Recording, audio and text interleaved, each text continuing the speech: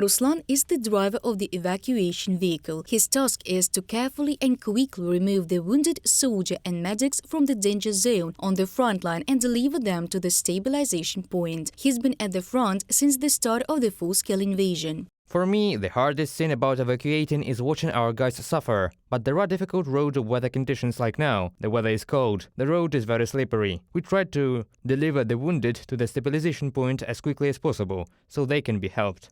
Of course, they are assisted directly in the car too. In the back, our paramedics and orderlies stabilize the guys who are transported to the point. The Russian invaders often shell evacuation points. Very often, their reconnaissance may be out somewhere. We drive up to the point, they see us and start shelling. Now paramedics work on an army Hummer. The car can ride broken roads and has enough space for medical staff and wounded soldiers. What I like about the Hummer is that it is capable, a very good car. If the tires are good, dirt is not a problem for it. It goes like a tank in every possible way.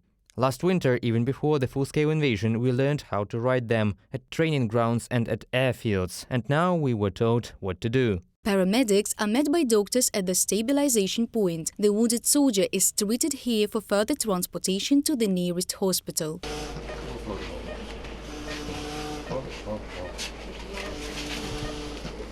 You've seen a wounded man with a traumatic brain injury who had serious wounds. He was in a coma, unconscious. Here they provided him with first aid, performed a cricothyrotomy on him so he could be ventilated during transport, and provided infusion therapy. Marta is a volunteer. In April 2021, she signed a contract and joined the ranks of the territorial defense. She went to the front with her husband from the beginning of a full-scale invasion. Now they serve in the same company. Marta has saved dozens of lives over the past year. How difficult is it? It depends on the day, really, because the number of wounded can never be predicted. At the same time, we have a maximum load of 1 or 2 vehicles that take wounded soldiers out of the battlefield. In general, we have 10 soldiers daily, 3 or 4 of whom can be severely wounded. They need to be stabilized at this point. We have a team of anesthesiologists, surgeons, and evacuation crews who deliver servicemen to the hospital. Besides shelling the front line, the Russian army is also attacking stabilization points where doctors work. Doctors say they try not to think about them being one of the main targets of the enemy.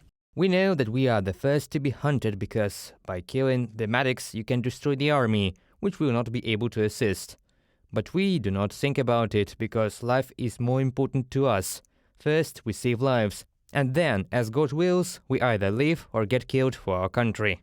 Paramedics, surgeons and drivers are constantly at the front line. Many have not seen their relatives and friends for more than 10 months, but each of them is sure that now their mission, which they carry out at the front, is more important. Reported by Dana Kolesnik, Anastasia Volkova, Artem Voronin, UATV News.